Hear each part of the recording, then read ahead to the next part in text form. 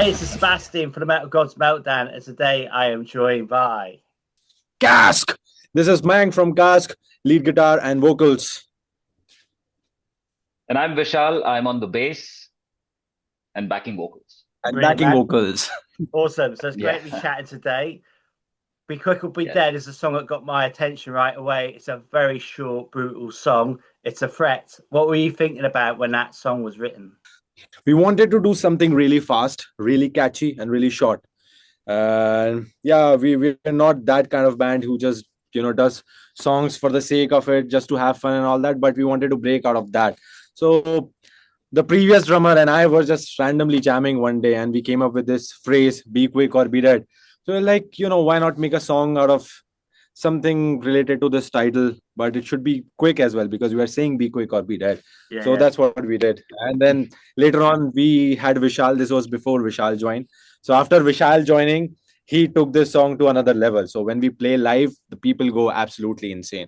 So it's like a dialogue between the two of us, the band and the audience. So it's that kind of a song. Yeah, it's a total anthem, man. Where was that actually filmed? Was that filmed at Wacken? It was actually filmed over multiple of our shows. And that's Right. not just from a particular show. And then we asked a lot of our fans to send in their videos, which they did. Yeah. And it turned out awesome, in my opinion. Epic. So when can we expect a full-blown album from you guys?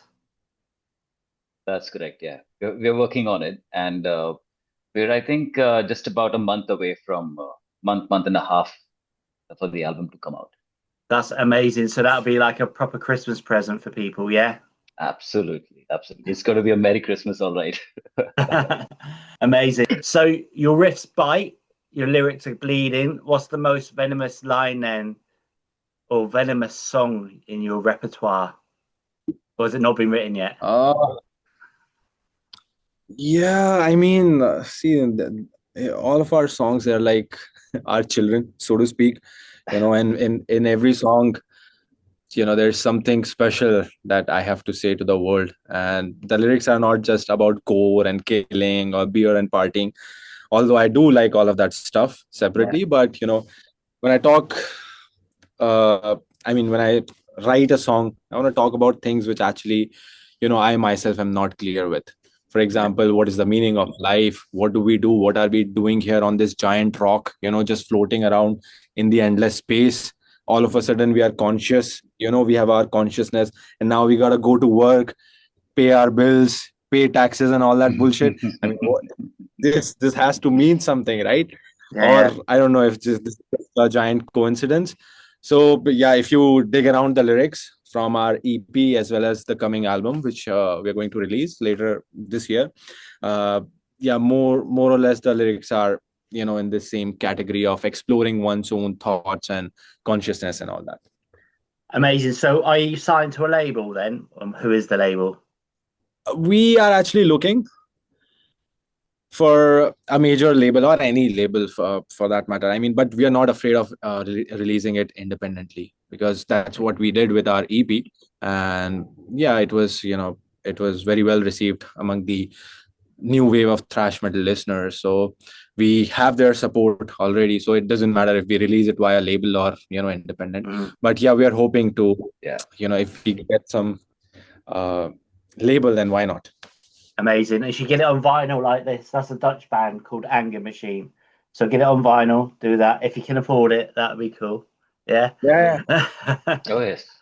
There's actually a website. There's a service. I currently cannot recall the name, but there's a service, and they provide a lot of independent bands to press their vinyl CDs and stuff via them, and they'll ship it directly to the. So it's very convenient for the independent bands like us. So a thrash band from India is quite rare, yeah? How does it feel to have such a worldwide fan base? And do you get much grief from people in India being a thrash band?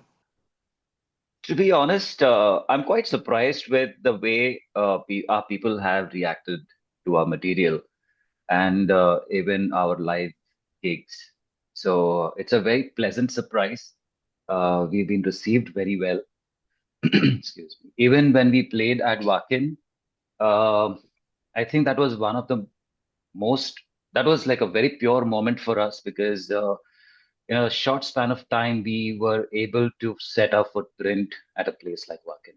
Yeah. So I think it was all because of the positive aura that we built so far with our fans, with our friends. And I think we've got this spot based on how people look at us in the Indian metal scene and even overseas. So even when we played at Dubai a couple of shows, I think the response was fabulous. It was overwhelming, especially when we played Wacken. It was so overwhelming, and it was like a dream come true for us. It was really fabulous. Wacken was a reckoning for you then. What was the feelings before you hit the stage? Were you like scared? It was mixed feelings. To an extent, scared. That was like a natural response, but we were quite driven, and this was like a make it or break it situation for us. And I think we gave our best. I mean, it was, we made up our minds that, even if the scale is so huge, for us, it is a performance. And this is what KASCK always promises you, that, we give our best, irrespective of the location, the venue, the people in front of us.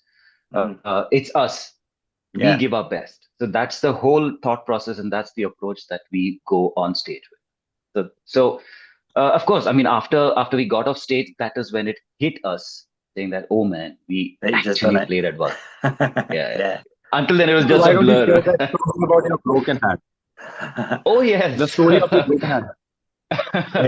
Something really weird happened just about 2 weeks before the gig, and there was a fracture in my right wrist. Right. And I panicked. And the best thing was, I did not want to tell it to my bandmates because I did not want to break their confidence. So I had a plaster, and the day before we were scheduled to practice, I took that plaster off just so that it's not visible. I just said it's just a mild sprain, I'll be all right. Yeah.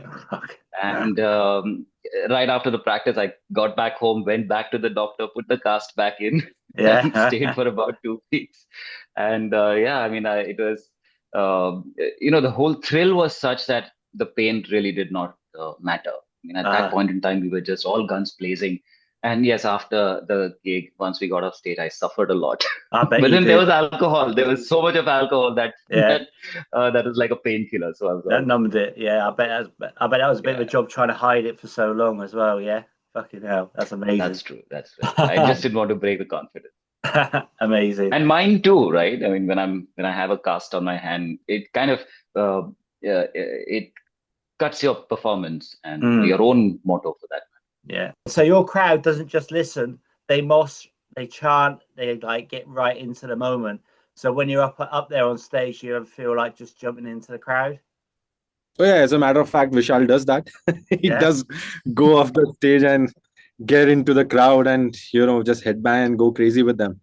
And this is the sort of aura and the image that we have created of ourselves. It's like to involve the crowd as much as we can, because it's all about having fun in the end of the day, right? If you're not having fun, what's the point of playing music or even attending a music concert? So we want to make it work for the audience. So Vishal does that, and I think he's inspired by Jason Newsted. He also used to all the way. Yeah, that's what I love about thrash metal. I mean, I've been in the metal a long time, and I remember Megadeth when they first were on the scene, Metallica and all of that. And it was amazing, and it's nice to see bands like yourselves keeping the spirit alive, and that's what I love. And also, what fucks me off when I go to a gig, I don't go to so many these days anyway, but like people with their mobile phones and that, you can't have a mobile phone at a thrash gig, can you? Oh yes, absolutely. That's so new gen.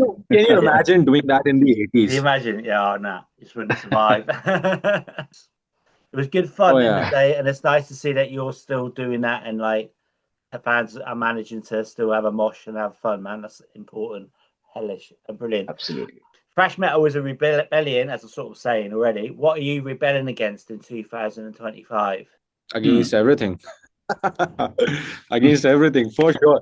I mean, if you actually look at it in that way, Yeah, well, see, in my eyes, I still see all of us, all three of us, as outsiders. We don't fit in the society so well, and that's with a lot of musicians, because they want to say something, they want to rebel, and it's not that kind of rebellion which we used to do, when we were 14 against our parents and all that. That is a different kind of thing, but this is actual existential rebellion, so to speak. Right. The system is corrupt, the life, the quality of life is going down the drain, not just in third world, in even first world, such as your country and even United States. So the entire way of living life, it's counterproductive and counterintuitive, so to speak. And so we Right. rebel about. So I just mentioned that we do talk about important stuff, and that also comes under this. So rebellion, so if you look at some of our lyrics from the previous songs as well as some upcoming songs, we do talk about all the wrong doings in society, the injustices, and just the way of life in general here in India as well as outside everywhere. So the rebel is always inside us. It's just growing up, and it kind of, how do I say this?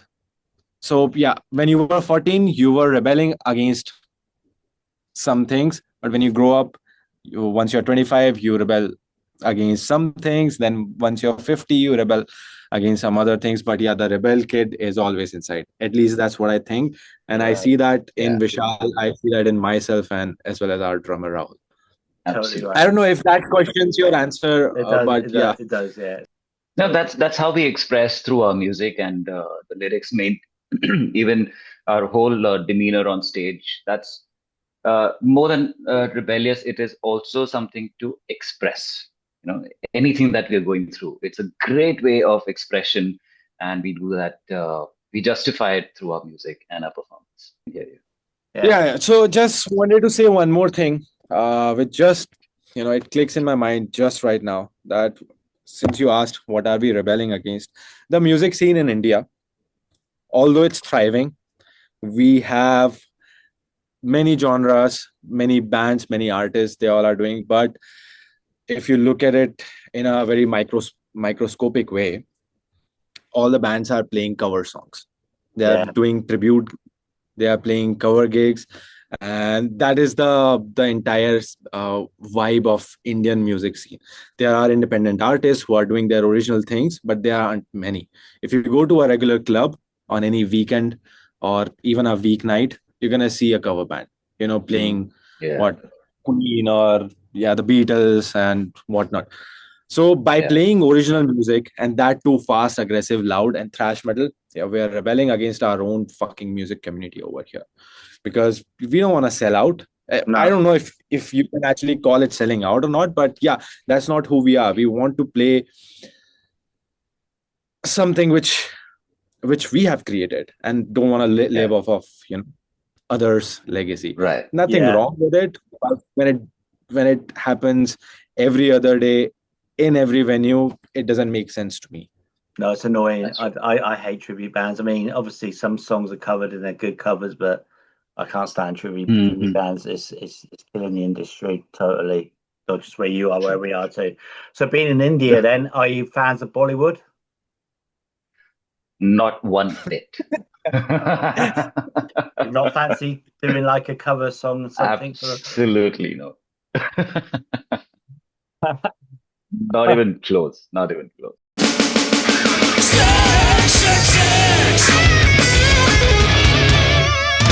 Sure, it's Slayer, and Metallica. South of Heaven. And I mean, Metallica and Slayer are the two bands which I grew up listening to, and heavy influences. Right. So Metallica and Justice for All is one of my most I mean that the album that with songs with 8 minutes, 7 minutes long, with multiple riffs in each track.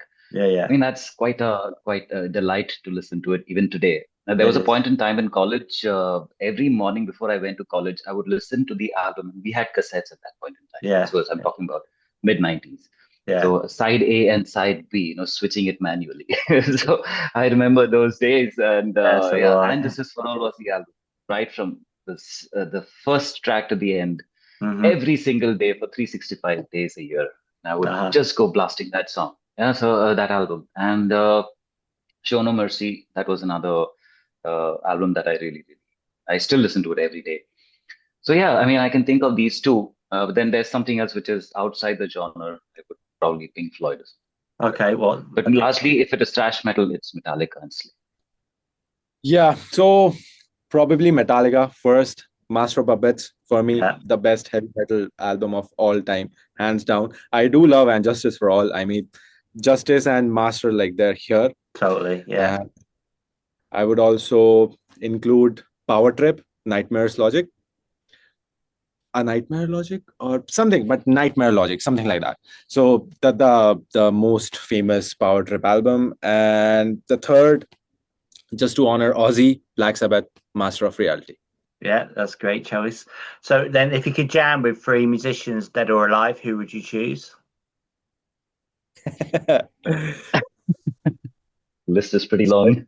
Yeah, that's a great question. All right, so it's like it's your super group, yeah? So you're in the group. Who's going to be the 3 with you? Well, go for it, man. See, I'm a rhythm guitar player, so I would probably need a lead guitar player. But I want James Hetfield in my band for Everyone sure. Says him, yeah. So Hetfield's there. Yeah, we both can do dual guitars. Yeah. Then for bass, it's difficult, man. But yeah, I'm already jamming with Vishal, so that kind of. Oh. But oh my God. For real. I was just gonna say Newsted for his energy, but yeah, Vishal also has same kind of vibe, at least on stage. So maybe Newsted. And for drums, maybe Dave Lombardo or Pete Weber from Havoc. Cool. I love his drumming.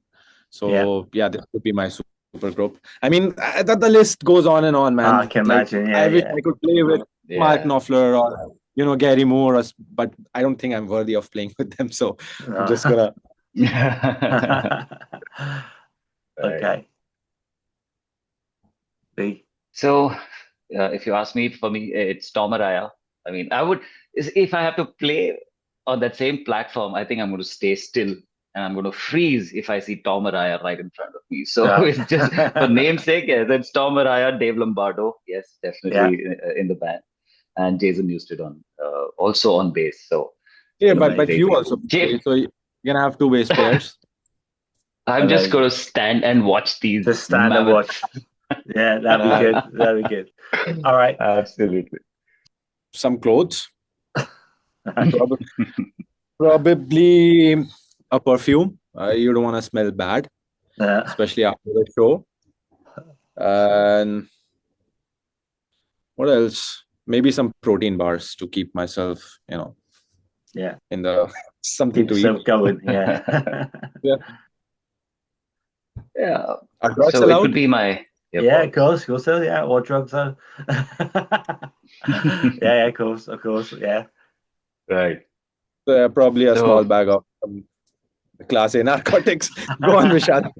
Keep yourself going, yeah. Right. Yeah, like you said, narcotics. I'm a smoker, so I would have a pack of cigarettes with me at all points in time. My earpods, I can't do without music. Same. And a bottle of just clean water.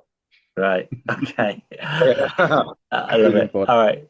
So, what are the top 3 countries you'd love to tour if you could just go tomorrow? America, Brazil, probably Indonesia. Yeah. Cool. Yeah, it's Greece, the US, and Denmark for some reason. Why Denmark? It's so dark. All right. Okay. Right. That's a strange one. All right. Yeah. So, which musician, dead or alive, would you have in your car for a 24-hour road trip? For me, it's got to be Dimebag Darrell. Right. Again, grew up listening to his. Pantera. He's a magician. He was a magician on the guitar. And he was such a gentle soul. He was a really good person at heart, genuinely a good person. So I really like that about the whole persona of time. James Hetfield, for sure. I mean, I no one know, comes I know. for me. That's fine. I can pick his brain. If there was like a made up song, a totally made up song about your personality, what would it be called? Oh man.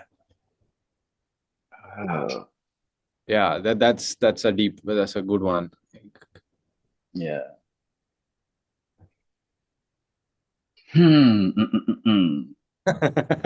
Yeah, I gotta think that. Shit. Yeah. Or the personality.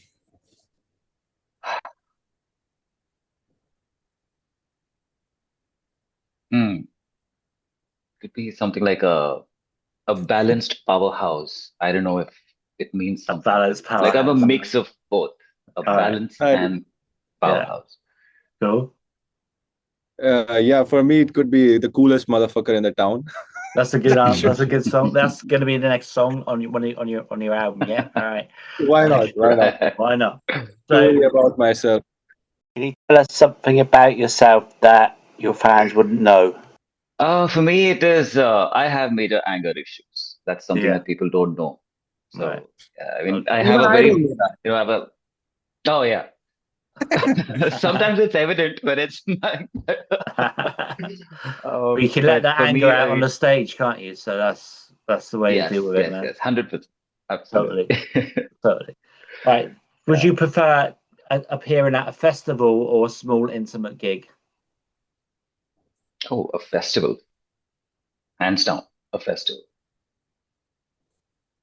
For me, it's a tie. It's a tie. I mean, I do love playing in festivals, but there's something about that intimate small gig where people are just, within your hands reach. Yeah. They're going crazy. Yeah, it kind of depends on the crowd. If we are playing for 10,000 people, they're not paying attention. Nah, I'll take 100 people going crazy over that any day. So it really depends. If it's a good crowd, it doesn't matter if it's a festival or a small gig. Cool. All right. Would you like to be able to stop time or rewind time? Oh, wow. Rewind. Again. All right. So is there a thrash metal song you wish you had written? Oh yes. Wow. I know that. Yes. For me, it's got to be Battery. Yeah. Metallica. Oh, damn. What a great song. Okay. Blackened for me. Yeah, even better. I wish I had written that. Yeah. Fantastic. All right. So I can tell you're big Metallica fans, obviously. So what do you think of the recent Metallica albums, or are you like before the Black Album? We were just talking about it today.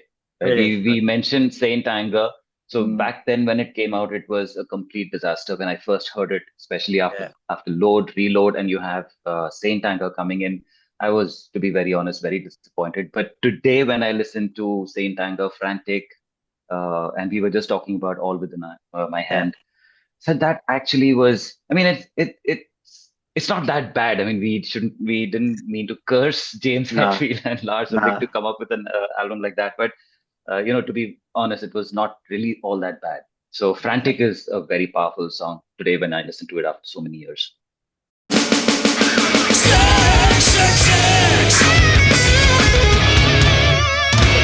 What can we expect from you guys with the new album? How many tracks can we expect, and what appeals about your new album when it gets released? Yeah, so I think we are taking a step forward with this album. Of course, we released an EP a couple of years back, and it was, it did well amongst the listeners. But those who know our sound, this is definitely a step up in terms of songwriting, in terms of our sound, in terms of what we are talking about, and the entire presentation of the album, right? This is going to be much more professional, much more, however you want to put it, but this is a step forward for all of us as well. Yeah. Right. And apart from that, what we are expecting it to do, I mean, it really depends. Once it's out, people can make up their own mind, but we would love to promote it. We would love to go city to city, country to country, and play the fuck out of it. And just because that's how the songs were written. We are not a kind of band which makes song in a studio or remotely and all that. We kind of jam together, and that's how we kind of tested out how it is going to perform, how it's going to sound when we perform it live, and all that kind of thing. So yeah, once it is out, we would love to go and just promote it, and hopefully a lot of people listen to it and share their opinion. It's just another step for us in our career. That's what I think. You don't want to have it too polished anyway. It needs to keep that freshy sound, doesn't it? You don't want it like the last Metallica album, for instance. You want it like, yeah, I mean, I wish we could do something like that, but yeah, of course, yeah. So while recording all the songs, I was just speaking to the producer, that he wanted to take this in a different way. He wanted to make it much more polished, much more modern, and all these with different kind of sound, production techniques.